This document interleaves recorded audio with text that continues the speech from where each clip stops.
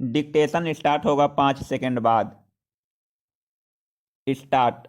महात्मा गांधी का जन्म 2 अक्टूबर 1869 को गुजरात के पोरबंदर नामक स्थान पर एक समृद्ध परिवार में हुआ था। उनके पिता करमचंद गांधी पोरबंदर के दीवान थे। उनकी माता पुतलीबाई अत्यंत धार्मिक प्रवृत्ति की महिला थी। घर के धार्मिक परिवेश का प्रभाव मोहनदास पर भी पड़ा, इसलिए उन्होंने राजनीति में आने के बाद भी धर्म का साथ नहीं छोड़ा। गांधी जी की प्रारंभिक शिक्षा पोरबंदर के एक स्कूल में हुई। प्रवेश परीक्षा के बाद उन्हें उच्च शिक्षा के लिए भावनगर के श्यामलाल दास कॉलेज में भेजा गया, किंतु वहां उनका मन नहीं लगा। बाद में उनके भाई लक्ष्मीदास ने उन्हें बैरिस्टर की शिक्षा प्राप्त करने के लिए इंग्लैंड भेज दिया। पैरा। इंग्लैंड जाने से पहले ही मात्र 13 वर्ष की आयु में उनका विवाह कस्तूरबा गांधी से हो गया था। 1891 ईस्वी में गांधी जी इंग्लैंड से बैरिस्ट्री पास कर स्वदेश आए और बंबई में वकालत प्रारंभ कर दी। गांधी जी के सामाजिक क्रांतिकारी जीवन का शुभारंभ 1893 में तब हुआ जब उन्हें एक मुकदमे के सिलसिले में दक्षिण अफ्रीका जाना पड़ा। वहां उन्होंने अंग्रेजों को भारतीयों एवं वहां के मूल निवासियों के साथ बहुत बुरा व्यवहार करते देखा। वहां अंग्रेजों ने कई बार गांधी जी को भी अपमानित किया। फलतः उन्होंने अंग्रेजों के अपमान के विरुद्ध मोर्चा संभालते हुए अपने विरोध के लिए सत्याग्रह एवं अहिंसा का रास्ता चुना। पैरा। वे जब तक दक्षिण अफ्रीका में रहे वहां बसे भारतीयों एवं अश्वेतों को उनके मानव सुलभ अधिकार दिलाने का प्रयत्न करते रहे। उन्होंने अपने उद्देश्यों की पूर्ति हेतु अफ्रीका प्रवास के दौरान लोगों को शिक्षित करने के लिए अध्यापक के रूप में, गरीबों की सेवा के लिए चिकित्सक के रूप में, कानूनी अधिकार के लिए अधिवक्ता के रूप में एवं जनता को जागरूक करने के लिए पत्रकार के रूप में कार्य किए। अपने जीवन काल में उन्होंने अनेक पुस्तकों की रचना की। माई एक्सपेरिमेंट विद ट्रूथ उनकी विश्व प्रसिद्ध आत्मकथा है। पैरा। दक्षिण अफ्रीका में गांधी जी के द्वारा किए गए कार्यों की ख्याति भारत में भी फैल चुकी थी, इसलिए जब वे स्वदेश वापस आए तो उनका गोपाल कृष्ण गोखले एवं लोकमान्य बाल गंगाधर तिलक जैसे नेताओं ने भव्य स्वागत किया। भारत में गांधी जी ने जो पहला महत्वपूर्ण कार्य किया वह था बिहार के चंपारण जिले के निलहे किसानों को अंग्रेजों से मुक्ति दिलाना। वर्ष 1917 में गांधी जी के सत्याग्रह के फलस्वरूप ही चंपारण के किसानों का शोषण समाप्त हो सका।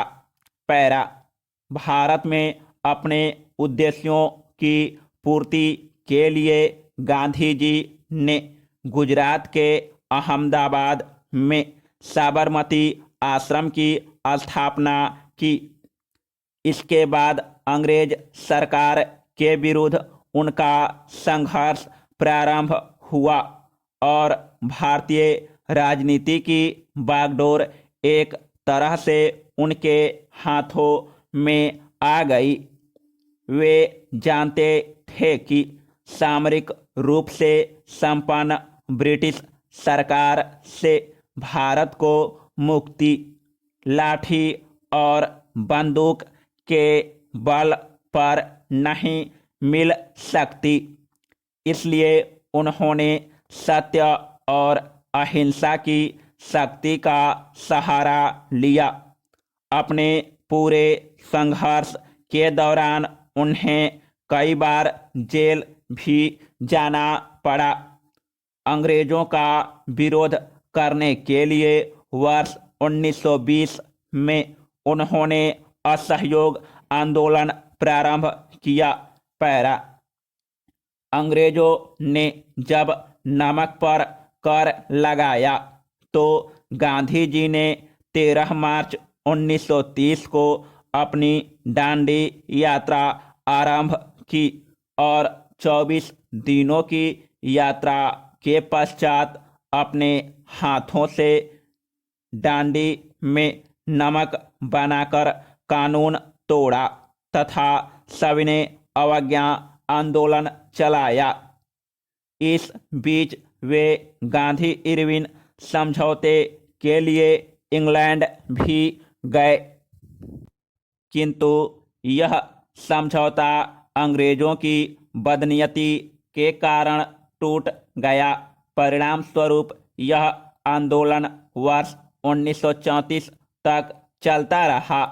वर्ष 1942 में भारत छोड़ो आंदोलन के दौरान लोगों को करो या मरो का नारा देकर इस आंदोलन में उन्होंने महत्वपूर्ण भूमिका निभाई। गांधी जी के प्रयत्नों से अंततः भारत 15 अगस्त 1947 को स्वतंत्र हुआ। वर्ष 1920 से लेकर 1947 तक भारतीय राष्ट्रीय आंदोलन में गांधी जी की भूमिका के कारण इस युग को गांधी युग की संज्ञा दी गई है। पैरा, एक राजनेता के अतिरिक्त गांधी जी ने एक समाज सुधारक के रूप में जातिवाद, छुआछूत, नशाखोरी, बहुविवाह, पर्दा प्रथा तथा सांप्रदायिक भेदभाव को समाप्त करने के लिए अनेक कार्य किए। गांधी जी जीवन भर हिंदू मुस्लिम एकता के पक्षधर रहे, किंतु आज़ादी मिलने के बाद वे इस एकता को बनाए नहीं रख सके। इसलिए धर्म के नाम पर जब भारत के विभाजन की बात शुरू हुई तो वे बहुत दुखी हुए।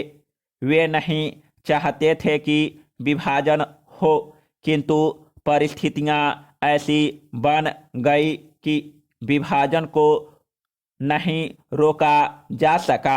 पैरा, दुख की बात यह है कि गांधी जी को समझने में हिंदू और मुसलमान दोनों से ही भूल हुई।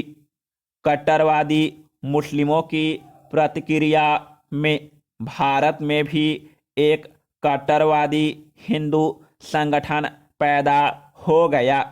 पाकिस्तान बनने के बाद भी गांधी जी पाकिस्तान की आर्थिक मदद करना चाहते थे।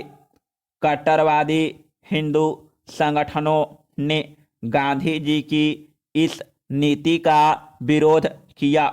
30 जनवरी 1948 को जब वे प्रार्थना सभा में जा रहे थे, तब नाथूराम गोडसे नामक व्यक्ति ने गोली मारकर उनकी निर्मम हत्या कर दी। इस तरह सत्य और अहिंसा के इस महान पुजारी का दुखद अंत हो गया। गांधी जी ने अपने स्वनिर्भर सिद्धांत के तहत खादी एवं चरखा को प्रोत्साहित किया, साथ ही लघु एवं कुटीर